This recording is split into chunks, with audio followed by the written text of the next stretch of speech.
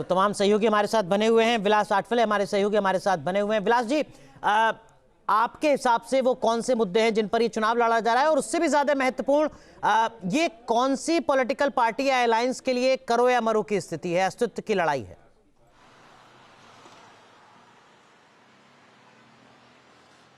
नहीं, अस्तित्व की लड़ाई देखिए, एकनाथ शिंदे की शिवसेना और ठाकरे बंधु की दो सेनाएं जो है उनकी अस्तित्व की लड़ाई है। बीजेपी तो खैर केंद्र में सरकार में है, राज्य में सरकार में है, बीजेपी को कोई नुकसान नहीं है। लेकिन अगर महायुति को कम सीटें मिलती है तो एकनाथ शिंदे की शिवसेना का जो वजूद है वो कहीं न कहीं कम दिखेगा और आने वाले दिनों में एकनाथ शिंदे की शिवसेना को उसका नुकसान हो सकता है। दूसरी बात, अगर इस बीएमसी के चुनाव में या 29 महानगर पालिकाओं में जैसे बीजेपी दावा कर रही है, महायुति दावा कर रही है कि हम 29 जो महानगर पालिका है वो जीत लेंगे, तो ये अगर हो गया तो ठाकरे की शिवसेना जो है उसका अस्तित्व मिट जाएगा। इसका कारण मैं बताता हूं। जिस प्रकार से केंद्र, राज्य और मुंबई में अगर सत्ता रहेगी तो आने वाले दिनों में शिवसेना के पास कार्यकर्ता नहीं रहेंगे, पहले से वो छोड़ चुके हैं।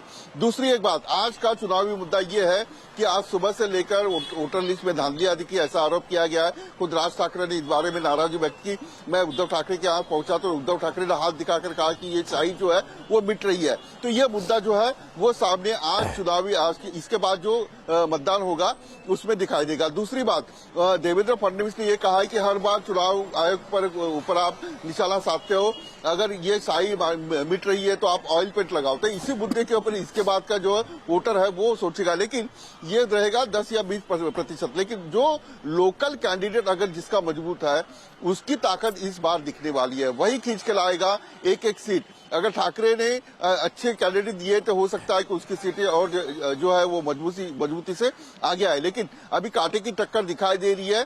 और मराठी वर्सेस गैर मराठी ये मुद्दा भी सामने है। और दूसरा, महायुति ने जो डेवलपमेंट की बातें की है वो मुद्दे के ऊपर ये वोट हो रहा है। यानी 3 मुद्दे के ऊपर वोट अभी इस वक्त हो रहा है। सुबह 8 बजे से लेकर ये मतदान शुरू हुआ था। जी पंकज, अमूमन ऐसा देखा जाता है बाकी स्टेट्स में कि जो लोकल बॉडीज के इलेक्शन होते हैं वहां पर स्टेट में जो रूलिंग पार्टी होती है उसको फायदा मिलता है। क्या महाराष्ट्र का भी इसी तरीके का इतिहास रहा है या यहां पर स्थितियां बदल जाती है, क्योंकि खासकर इस बार तो चुनाव बहुत लंबे वक्त के बाद हो रहा है? पंकज,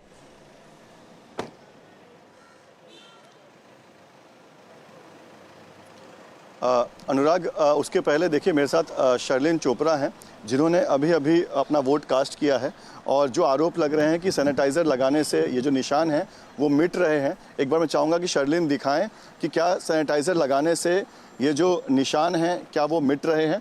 ये देखिए थोड़ा सा नजर आ रहा है। डार्क ये जरूर हो गया है, लेकिन जी देखिए, ये देखिए, ये लगभग ये निशान जो है वो अब बहुत छोटा सा निशान ये रह गया है। ये देखिए, जो बड़ा सा निशान था वो अब आप देख सकते हैं एक छोटा सा निशान रह गया है।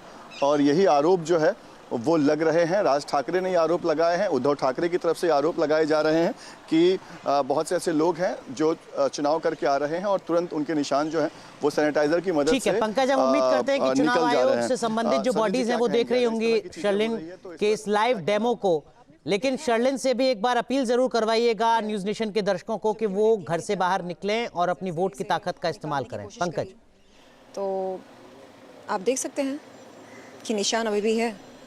तो शर्लिन, हम चाहेंगे कि न्यूज नेशन के जो दर्शक हैं उनके लिए आप एक बार अपील कर दें कि जो लोग अभी भी घर से बाहर नहीं निकले हैं वो बाहर आकर वोट डालें।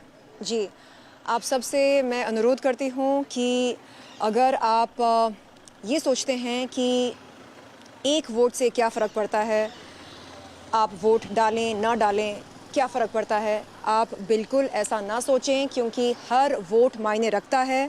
और अगर आप इस सोसाइटी में, समाज में बदलाव देखना चाहते हैं तो शुरुआत हमसे होनी चाहिए, मुझसे होनी चाहिए, आपसे होनी चाहिए, आपसे होनी चाहिए।